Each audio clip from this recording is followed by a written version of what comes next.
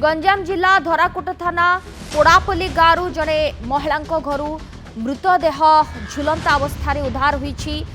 हत्या अभियोग आनी युवकों परिवार लोके।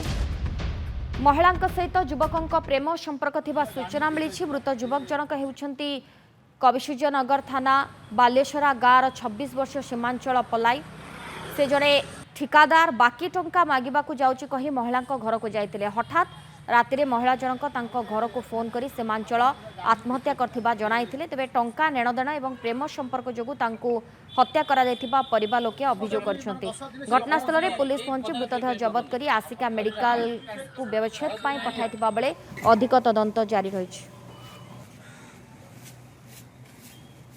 से बोईरान रे गत 2 वर्ष होला कॉन्ट्रैक्टर काम करथिले।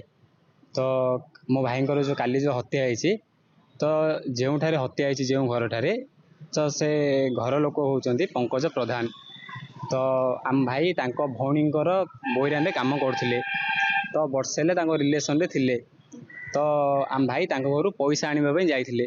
तो पैसा आनिबा जीवा फल रे कालीर ए दुर्जनित घटना घटछि। जा फल रे एटा केते केउ समय रे होइछि मु जानि नै, किंतु मो पाखु पंकज प्रधान निजे 4टा अधरे फोन करथिले आ जणाइथिले। जा फल रे मु पुलिस सहित धराकोट पुलिस थाना सहित मु सेठारे पहुंचथिली आ पुलिस जहाँ इन्वेस्टिगेशन करथिले। ए जो लोकर काम कले तांको भौणी काम कले भौणी मत पैसा पत्र पठापठी ए भितर तांको चलथिला।